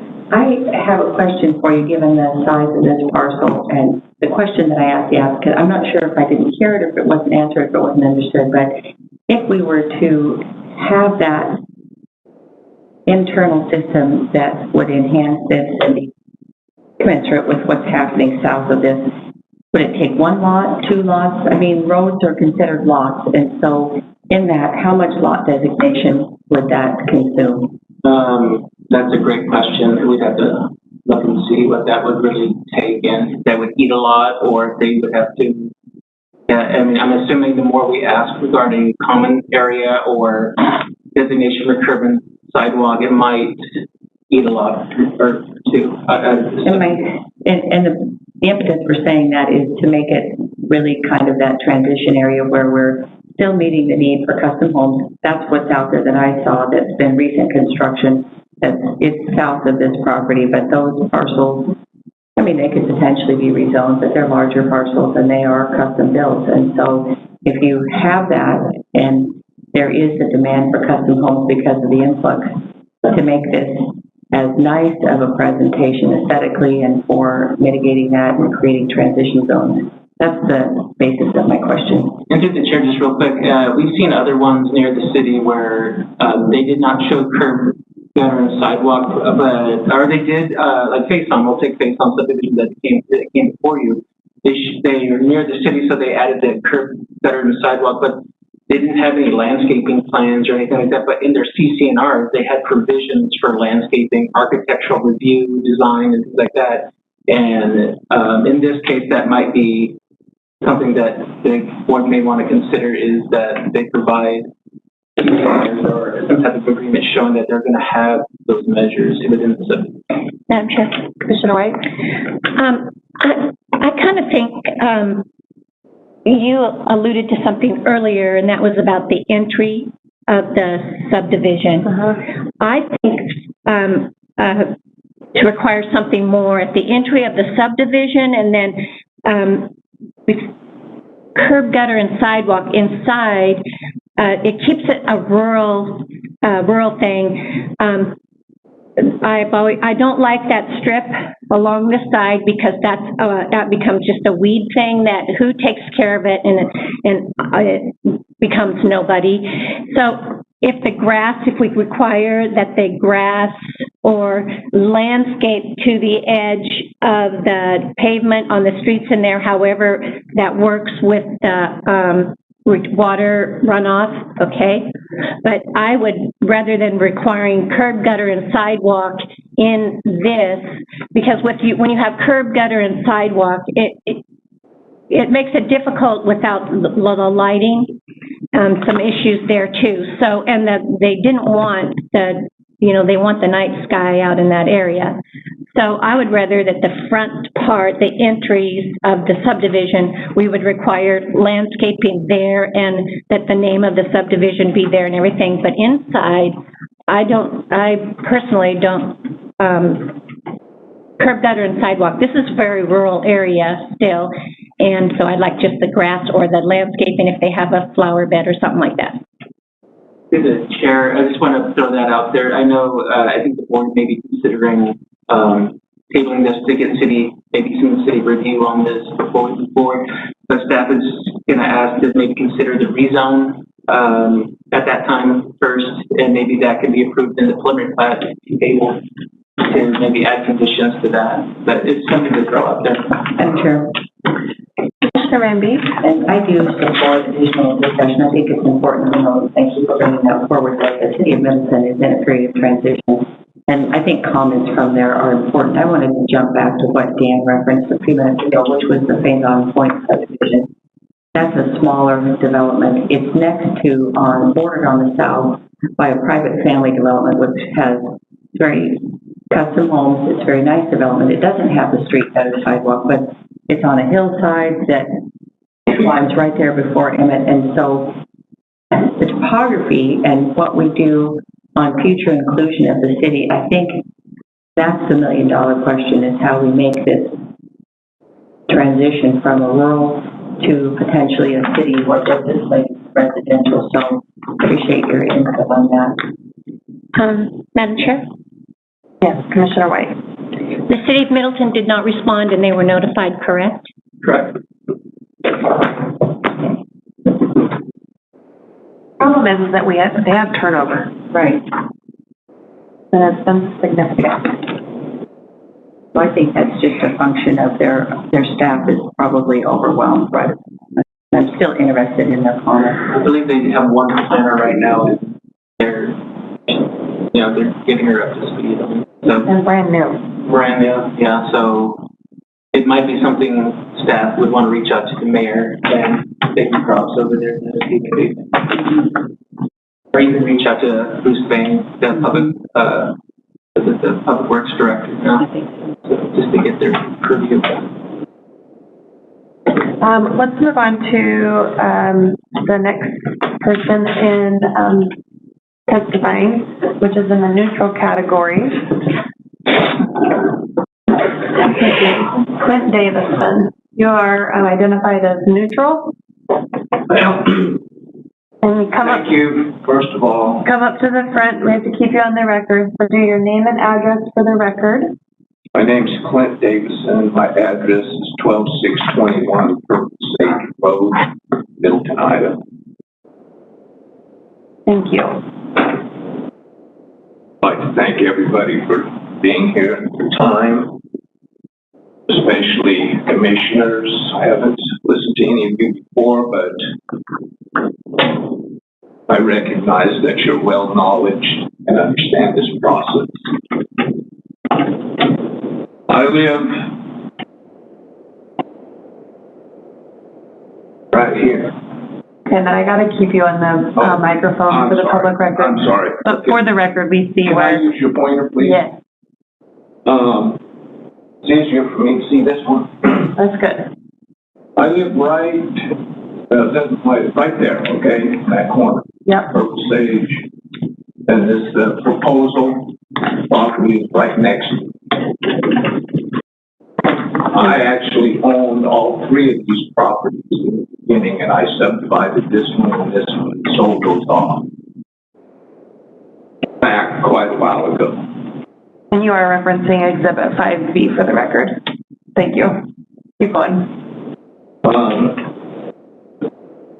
I'm glad that it seems as though this thing's not cut and dried the way it's been proposed. I believe that I also worked for Ada County Highway District for 17 years. The painting, the striping, and pavement traffic department. I understand the roads. I think there's going to be a big concern on that intersection of Purple Sage and Emmett Highway. The lady there mentioned that Purple Sage was straight and flat. Well, it is not. I mean, right about there, that's a hill. You come off of there, you come up a pretty good hill right here. You can't even see traffic going east or west, excuse me, west. There is a hill right there, and that's almost right where their entranceway is going to be proposed. That's going to be a bottleneck right there, because people are going to be slowing down. There's going to be this traffic trying to get into these 30 houses with 60 to 70 cars. Like I said, I started out like neutral. I thought it was all good, but after listening to everything that you've all said, I'm starting to lean towards the fact that I think there should be a lot more discussion on this. I believe the highway district should be involved.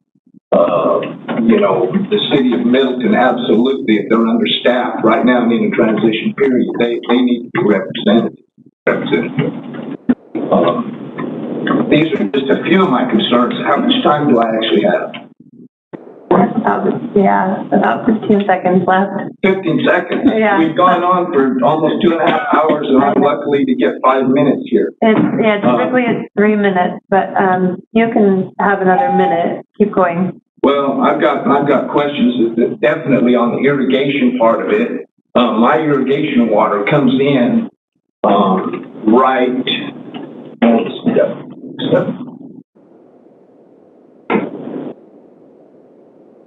Anyway, my irrigation water comes in off the, it was all farm country, okay? There's a cement ditch that runs alongside here. My irrigation water comes in up here, and it comes down, and then it comes out into the field, and that supplies me and 2 other properties that I subdivided off. So there's 3 of us there that have irrigation questions, okay? The wastewater from the subdivision, I don't know how it's going to leave or which way it's going to run. Right now, it comes down the property line and it turns left in front of my driveway. It goes about 200 feet to the east, then it crosses Purple Sage and it continues on. That's the wastewater from the farmers and our irrigation. I don't know what their proposal is for that. I don't know what the proposal. At the beginning, this thing was supposed to be like a 2 acres, some of them were 3 acres. I thought that was a better plan myself. It just gave everybody more room, more consistent with what we have next to them. I just have a lot of questions. And the fellow over here, he said that it's something to the effect that in a mile radius of this location, there's 30 more subdivisions. Is that what you said? Yeah. 30 more proposed subdivisions? No, existing. Okay, how many proposed, do you know? I don't. A friend of mine just did one up there on, Rob Edmonds. You guys will probably run into him. He just got his approved over there on, I'm trying to think of the name of the road. Freeze out. A little bit more north of Purple Sage. They just got some 1 acres in there. So, I mean, the traffic, and I live on Purple Sage, and believe me, it's picked up big time. I've been there 20 years.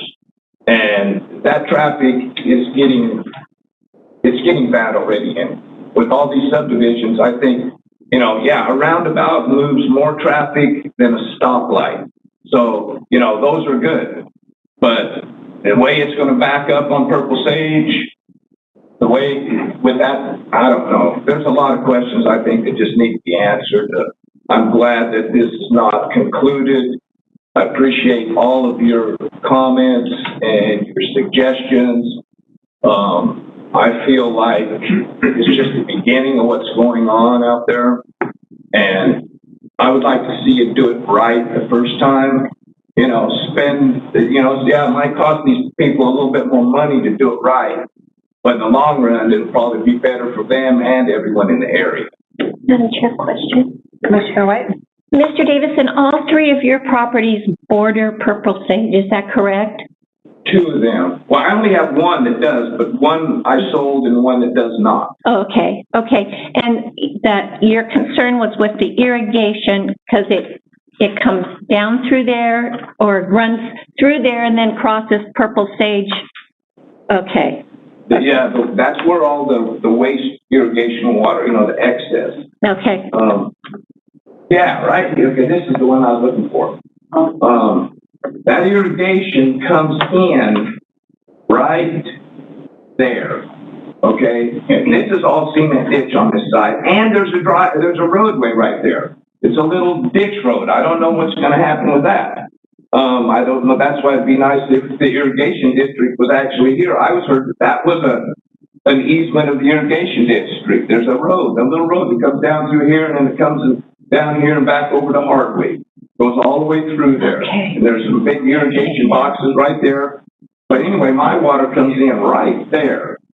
And then it comes down here like this and irrigates these 2, and this guy irrigates this one. And they're building a brand new house right here. Right now, as we speak, it's 3/4 of the way done. Mortensen. Big, beautiful home, 3,000, 4,000 square feet right behind me. But, so there's I have a lot of questions. Okay. Thank you. Now that you pointed that out, I understand it better. Okay, here's how it works. That water comes, all this water, all these people's irrigation water, it comes down, and right now it comes down this way, and there's a ditch across in front of my driveway right there. It goes across here, and about right there is where it crosses Purple Sage. So all this irrigation water comes that way. All of this irrigation water and this irrigation water all went through right there. Right across the front of my property, right through there. And they were talking about the 50 wide easement for the irrigation. Are they talking about this underground pipe that comes across here, or are they talking about this, or what? You know? Yeah. During rebuttal. Yeah, during rebuttal, they can answer that. Okay. Okay. Madam Chair? Yes, Commissioner Van Beek? On this cement ditch, is there a head gate there that's maintained by a ditch company too? Which area? Well, where that water delivery enters the property right there on the east side. So is there a head gate there? There's 2 or 3 head gates right here, big cement ones, with valves that allow water to come into this section of the irrigation. It might even be right down here, actually. Okay. And so, yeah, there's head gates there, yes. And I have a head gate that comes off the cement ditch right here to irrigate this property, and this property. And these guys have, they irrigate here too. okay. You know, a total of 6, 7, 8 acres in there, not counting these guys, 10 acres. Okay, thank you for that. So hold there for just a minute. I'm going to move over to Dan. Dan, did I understand it properly that they're going to straighten that and run that north up that property boundary and then west down to where that ties in? It's going to go under Emmett Road and discharge into that drain?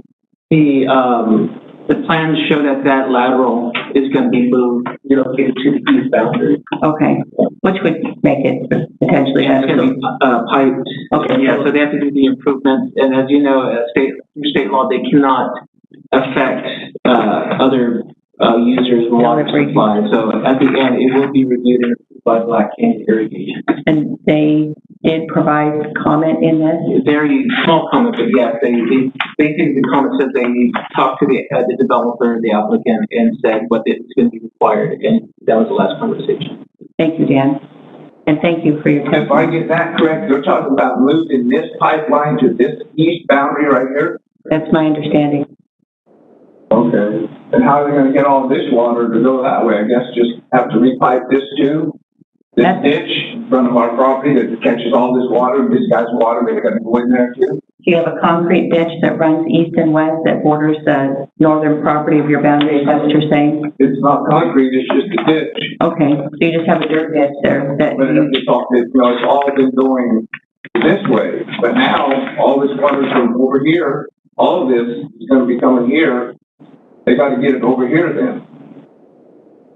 and, okay, and you have some pasture or something that you gravity irrigate on your, that's what you're, okay.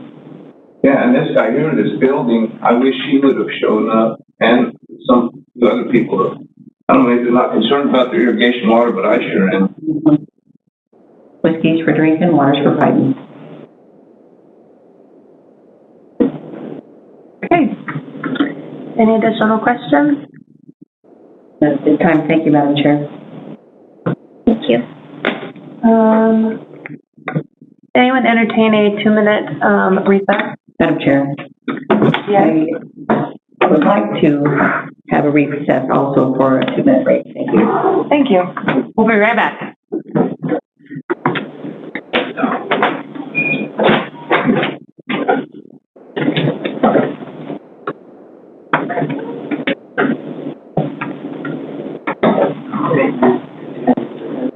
Oh, I'm sorry. This is Aaron. Oh, okay. Yeah. This was,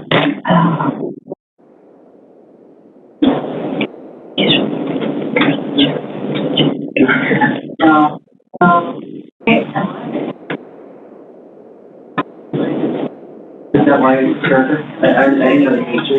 No, that has it. I got it.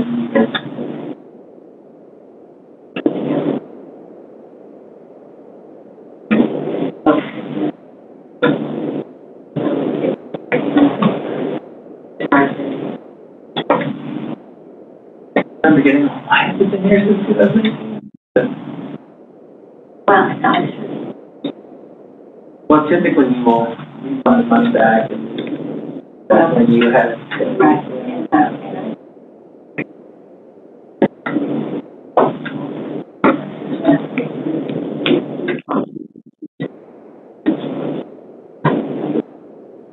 Yeah. And I.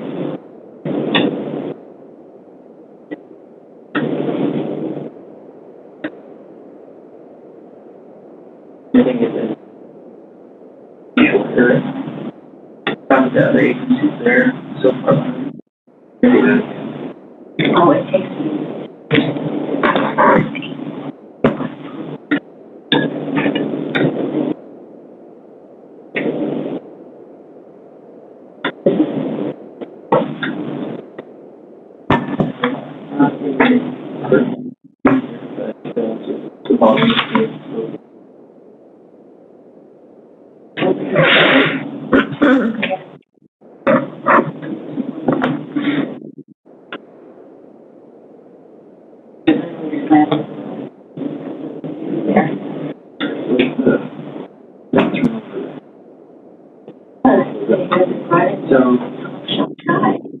So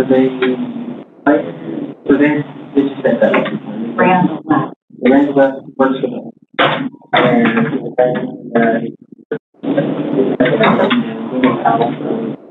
You're all done with the front, and then rebuttal will come back up. Thank you for the feedback. Yes. Welcome. It's a good question. We were gonna try to get them answered for you.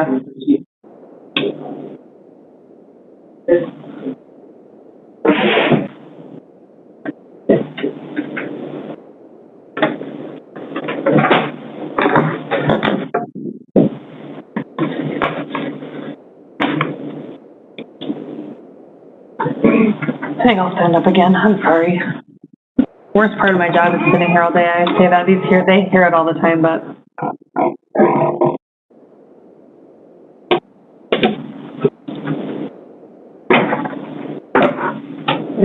Yeah. Okay, it's 10:36 and we're back on the record. So at this time, we'll begin rebuttal testimony.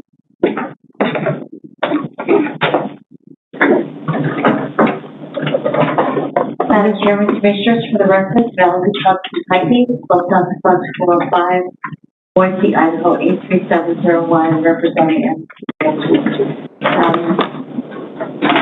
I guess I'll start with the irrigation questions. The Bureau of Reclamation has Black Canyon Irrigation District are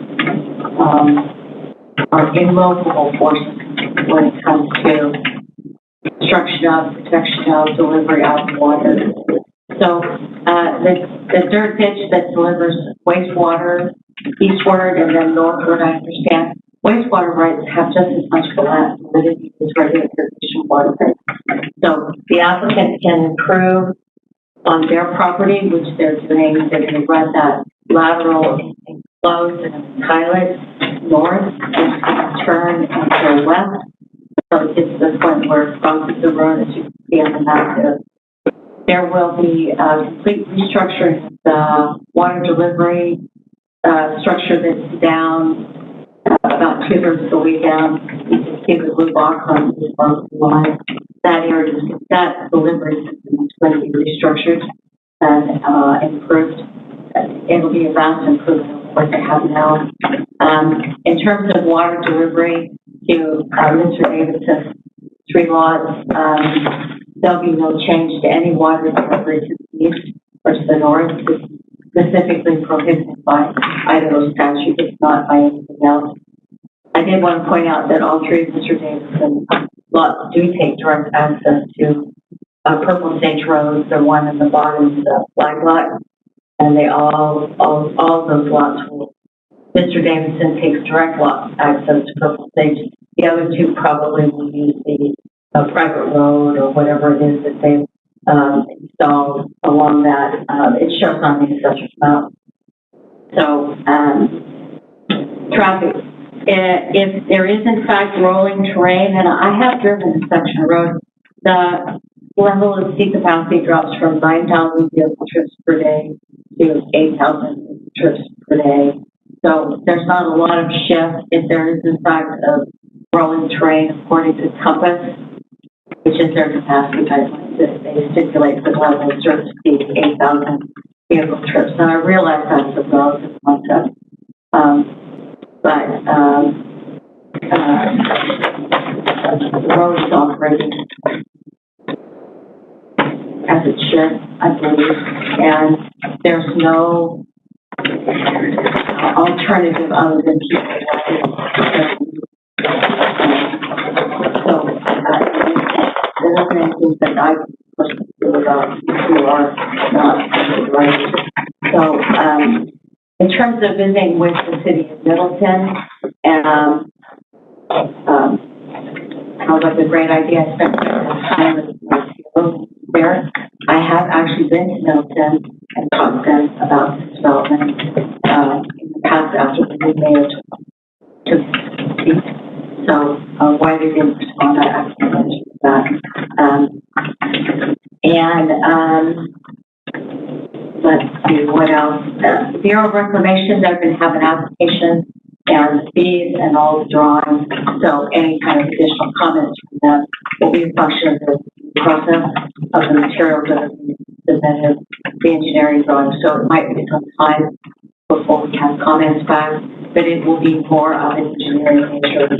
The design of the pipe, the bedding that the pipe sits in, there still will be a road along that defense area to provide for the irrigation district. In case you don't know, the Bureau of Reclamation owns the lateral Black Canyon Irrigation District is in charge of maintaining. So that's the relationship that occurs there between the 2 jurisdictions. The Black Canyon will have a road to get to the tile pipe. So, I'm not sure what else I can offer. I'm happy to go back to the city of Middleton. We can go back out to Canyon Highway District and ask them how they feel about the sidewalk. I'm happy to do anything you'd like me to do. Madam Chair. 1 second. You alluded that you already had a conversation with the city of Middleton, including the new mayor. What was the result of that discussion? I asked them about services, about sewer, water, so what capacity they have in the city. And, that was, they didn't seem to have any concerns about, they didn't bring up, I spent probably 40 minutes with them. A roundabout was not broached. They didn't ask me about pathways or anything. So basically the discussion had to do with the utilities that are a little more than half a mile away. And that's pretty much it. I'll go back and talk to them again if you'd like me to. Okay, Commissioner Van Beek? And I just had a question on the irrigation. So will Black Canyon, in conjunction with the Bureau of Reclamation, provide some kind of a schematic for the new layout and the pipe on that? And is this structure that's going to be redone there on that eastern board, is it a checkbox with a head gate? Do you want to think about it? No, but I have some basic understanding of irrigation.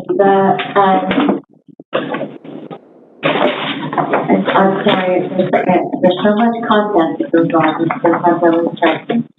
That, as we've discussed, state law requires that anyone who has water rights, they have to deliver. So whatever, Derek Carter's the project agent. He's designed a restructuring of that delivery box, and he has designed the improvements that we're wanting to tile the ditch north to Purple Sage and then westward. So what the Bureau of Rec and Black Canyon will be doing is they will be reviewing the engineering drawing and making requests as to updates or changes so that the plans that end up being approved meet their standards. And was that exhibit included here that you referenced? The improvement drawings, yes, they have not been submitted to Canyon County. I did submit an updated irrigation plan. okay, because I have, I guess, just wanting to make sure, and it sounds like you have the same desire, that the points of delivery and the points where they enter and exit, some of those, Dan, there's one of those that's not negotiable. Is it the exit part of that? I would want clarification on that. Through the chair, just real quick. So how the process works, so we have a condition as part of the zoning plat that they have to work with Black Canyon Irrigation District and Bureau of Reclamation, to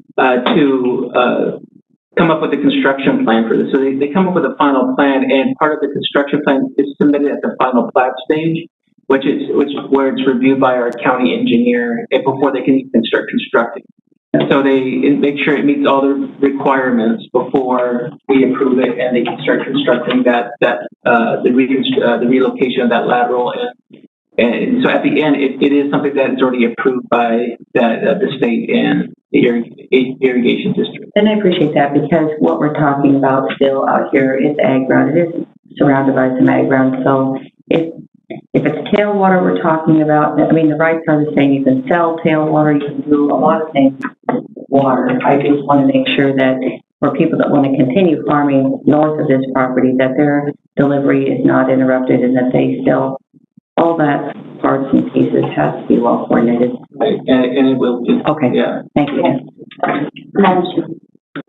Yes, if I may, just a little comment. M&T ranches, they're actually farming ranches, and it does know what it's best to getting the water difficult. We have no intention to do. And this map that I have here, that I'd be happy to email and submittal.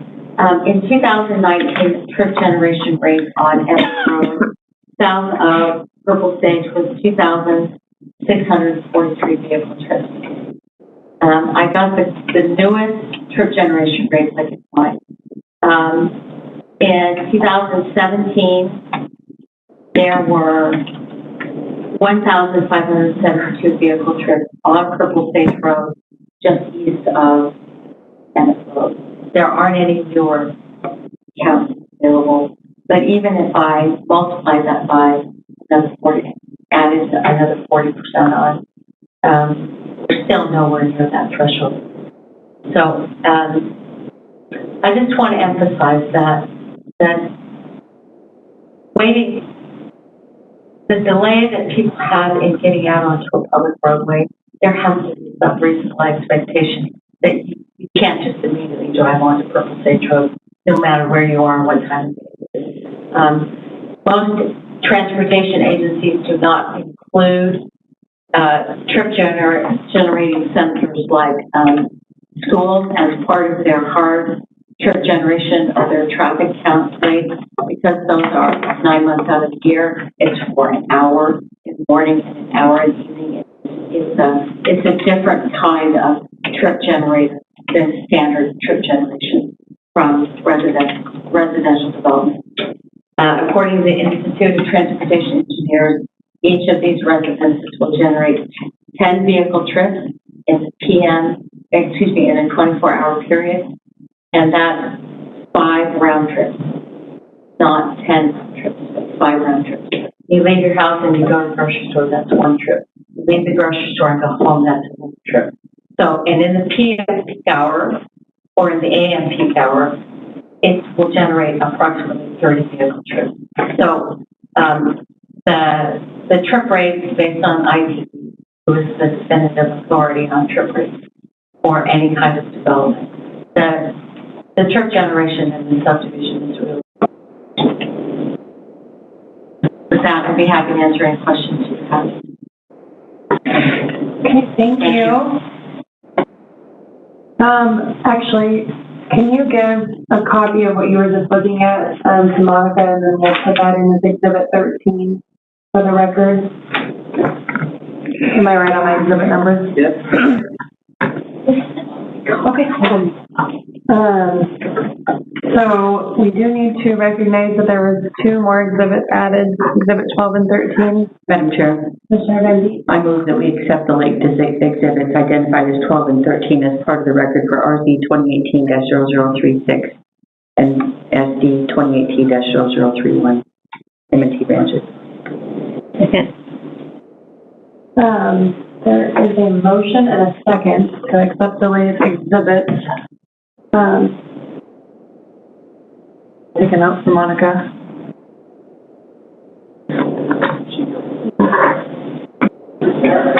Commissioner Van Dee and Commissioner White made a motion and a second to accept the late exhibits, 12 and 13. All those in favor say aye. Aye. Motion passes, and I'm an aye as well. I always forget that. Okay, and I think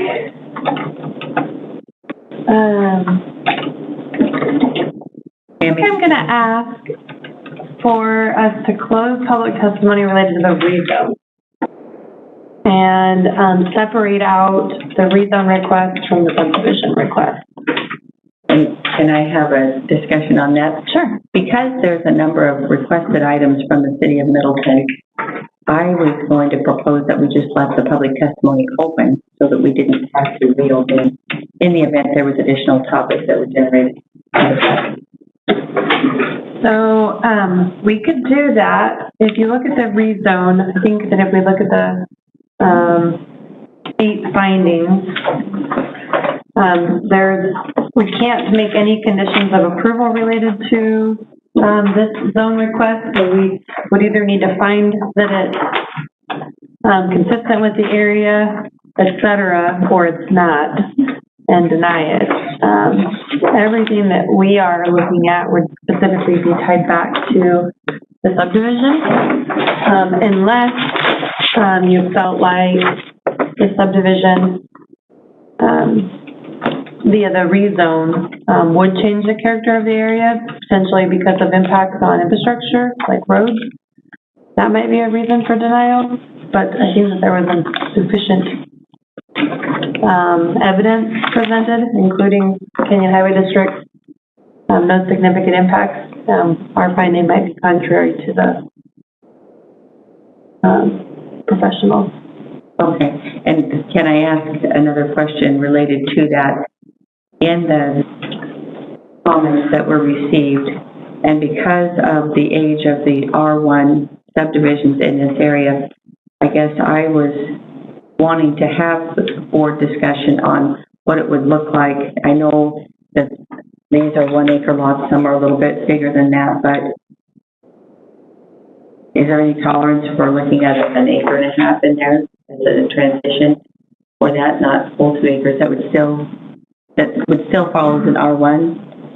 Right, so you would need to have a finding that, because this is just a straight rezone, so we can't have any conditions that would look at something like that. So Okay. if you don't think that 1 acre is consistent with the area, then it would be a request for denial. And then one of the reasons for denial would be that,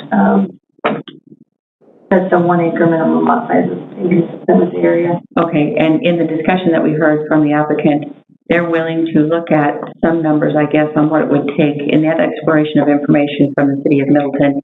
If we found that curbs, gutters, sidewalks were consistent, we could accept the majority of the lot size, and it would reduce the number of lots available potentially, but that would still, you're shaking your head. Yeah, the subdivision ordinance states,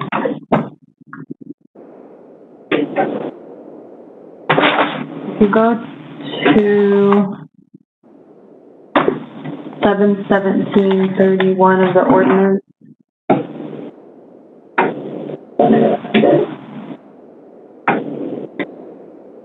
and I'm looking for, I think the ordinance has that when considering public dedication, that the average lot size is included in the original parcel size, so that it doesn't penalize them.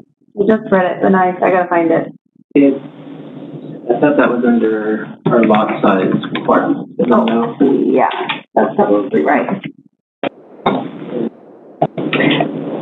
Okay, yes, so section 71021-2, R1 has notes 3 and 4. Note 3 says our property owner dedicates land for public use or right of way for roadways where no direct lot access is provided. The total number of lots can be created on a property through subdivision is calculated by the total parcel size prior to platting, divided by the average minimum lot size.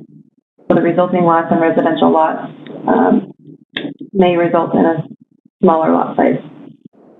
So what I heard you say was, if in the event that we found that that would be a benefit for future city annexation, that we wouldn't want to put a limiting figure on there because it would conflict with the county ordinance. Is that what you're saying?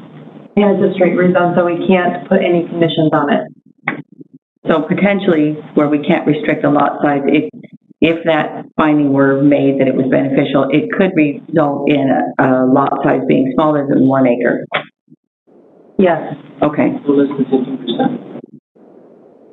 Say that again, Dan. So, that provision allows it to be altered, but no less than 50, or no more than 50%. Okay, of the lot size?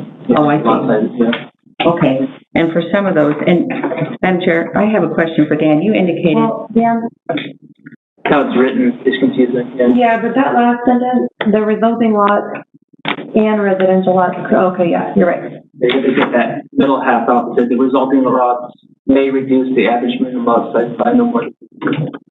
Yeah. And so 15, what's 15% of an acre? You get 25. Yeah, yeah. Okay, so almost a full acre. Yeah.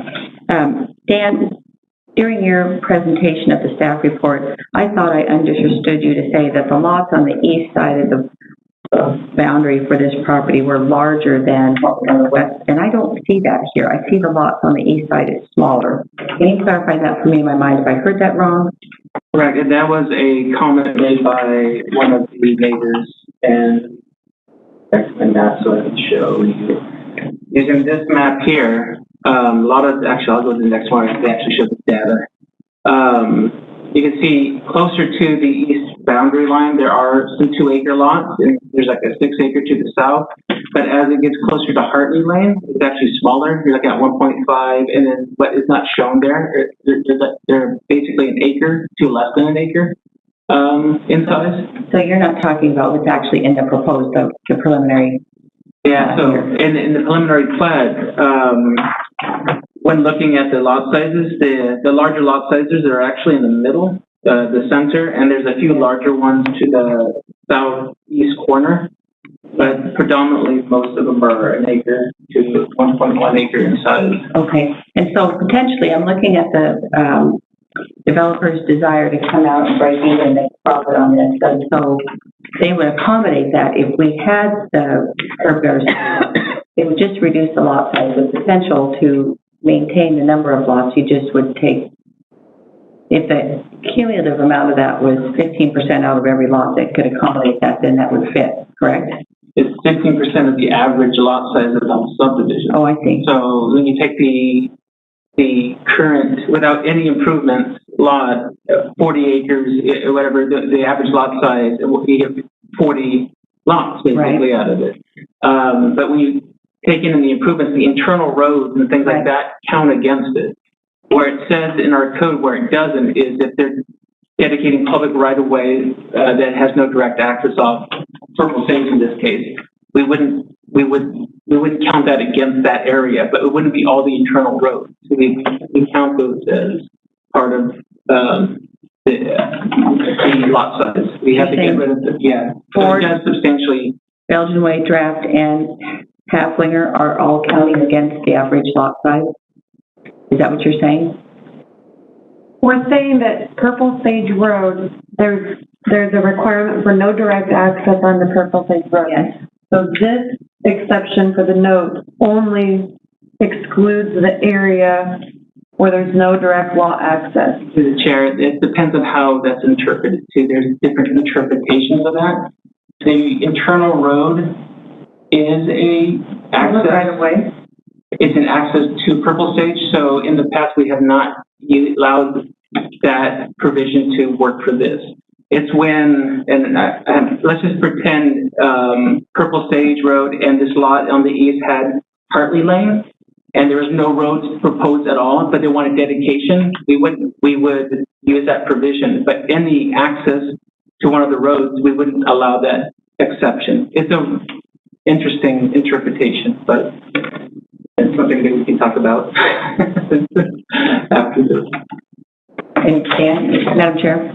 Commissioner Van Beek? I want to ask one more question. It has with the stub roads. Do you have access on 3 out of the 4 sides? No talk or provision of a stub road on the east side for that property that's between Hartley Lane and the east boundary of that property?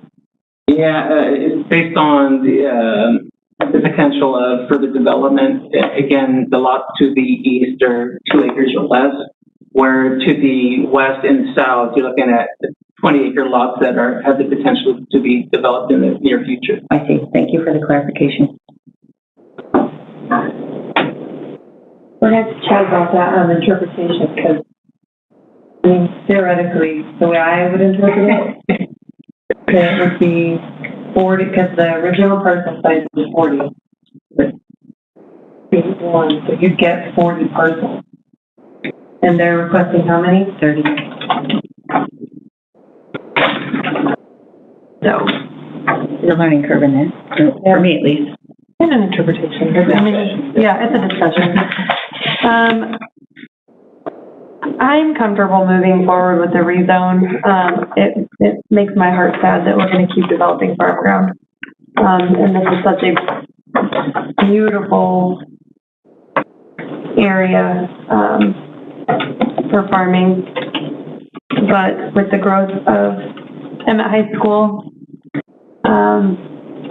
growth is imminent, and this provides a needed variety of household opportunities for our community.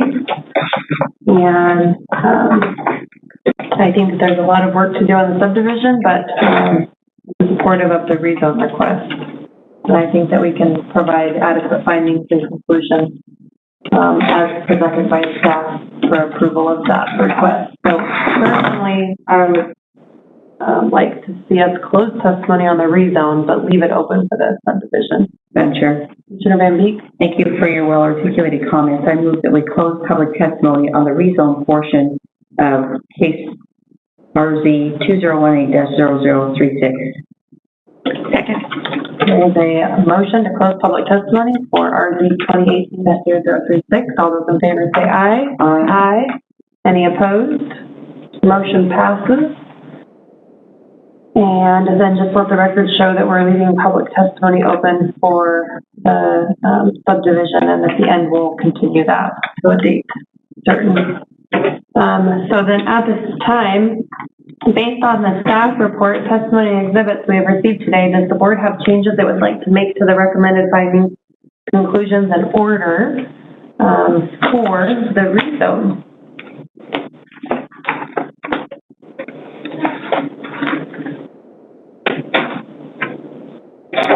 I don't personally have any changes. I think that the staff report or the recommended SBOs that were given to us today reflect our discussion and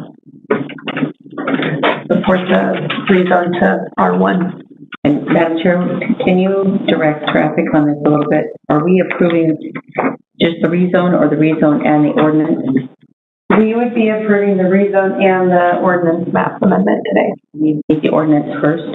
No. No. The FCOs first and then the ordinance. Okay, then I'll make a motion that we approve the findings of facts and conclusions of law and order for rezone RZ 2018-0036 as presented by staff. Second. There's a motion and a second to approve the SBOs for RZ 2018-0036. All those in favor say aye. Aye. Aye. Any opposed? The motion passes. So then at this time, I would take a motion to approve an ordinance directing amendments to the Canyon County zoning map for the rezone RZ 2018-0036. Madam Chair, so moved. One second. There's a motion and a second to pass this ordinance directing changes to the map. All those in favor say aye. Aye. Aye. Any opposed? Motion passes. Monica, will you give us do you need the ordinance number? I can do it later. Okay, perfect. Okay, so then at this time, we have the open case for the subdivision, which is SC 2018-003? I would request that we continue this case for information from City of Middleton as well as Canyon Highway District regarding the improvements for a subdivision. Madam Chair, I move that we continue this to... Get Black Canyon in on that also. And do we need clarification on Black Canyon?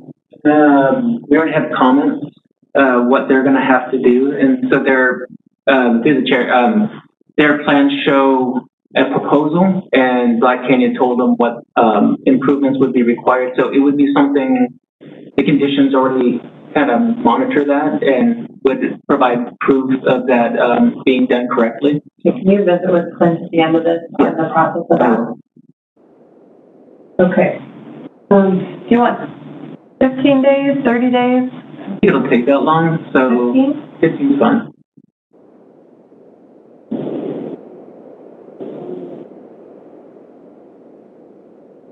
Shall we now, full board that day? What if we go 14 days, we could do it on, well, okay. Yeah, that's fine. 9 o'clock? April 12th at 9 a.m. Madam Chair, there's a date specified of April 12th at 9 a.m. to consider additional comments from Canyon Highway District 4 and the City of Middleton. That's my motion is to continue. Okay. Second. There's a motion and a second to continue SC 2018-0031. All those in favor say aye. Aye. Aye. The motion passes, and that closes the hearing for today. Thank you. Thank you very much. That one on April 12th, Will people be able to come and speak on that one? Yes, because we left public testimony open.